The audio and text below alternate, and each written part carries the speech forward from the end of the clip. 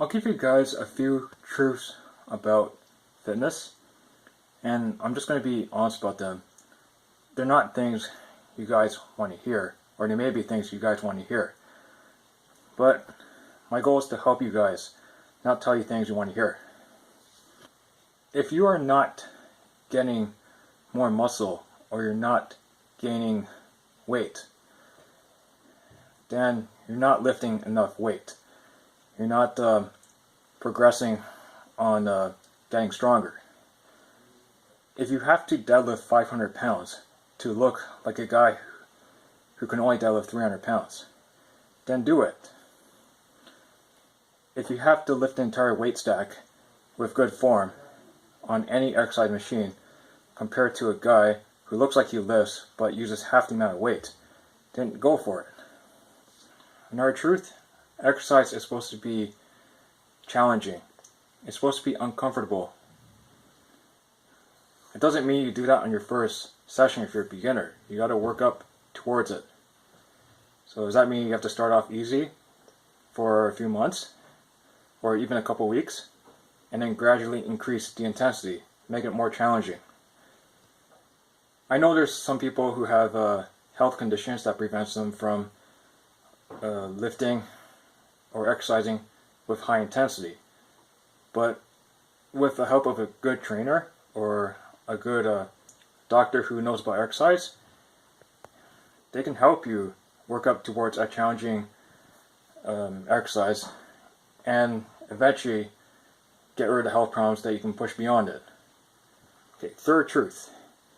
If you have been working out for more than a year and you have a body weight of someone who's not obese and you're trying to build more strength, you should be able to do body weight dips and pull-ups. It should not really take you more than a year to actually master those two exercises. I know if you are starting off exercising as an obese person and someone who hasn't actually lifted before, it might take a little bit longer.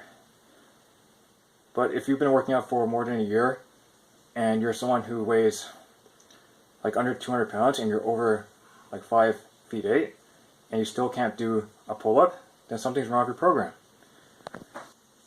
If you are hitting a strength plateau or a muscle building plateau, the number one thing you should look at is your workout program, just the exercise portion itself. That should be the number one priority. It generally means that the program you're on is not as effective as you think it is. Now, I'm generally talking about if you cannot squat, deadlift, or bench press more than your body weight. Like, it should not take you more than a year or even 2 years if you're a young guy who's healthy to reach those numbers. I know I'm not a guy who has ever reached a 225 pound bench press with my current body weight. I'm 175 pounds. But if your goal is to bench press 225, even at that body weight, it should not even take you more than 1 or 2 years to get there. If you run the right program and you work consistently towards trying to reach 225.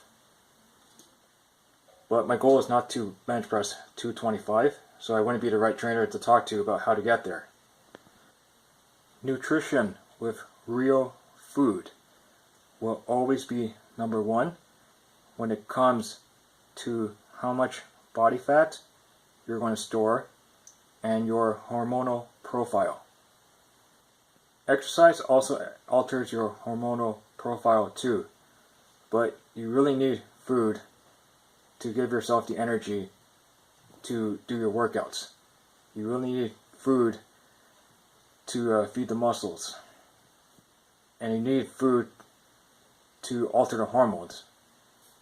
And the final truth is, if you want to achieve the body you're trying to get, like a bodybuilder, a powerlifter, a fitness model, most people in the gym are not working towards getting there. And even if they are, a lot of them are actually struggling to get there. So if you actually want to get there successfully, you gotta do things differently than what they are doing, assuming you want to be drug-free. For most people, acting like a normal guy or doing what normal people do for normal exercises will get you results of a normal person. And that's for the majority of people. Results do vary between person to person, but if you want to get distinguishing results, then you're going to have to do distinguishing workouts and distinguishing nutrition, even your lifestyle too.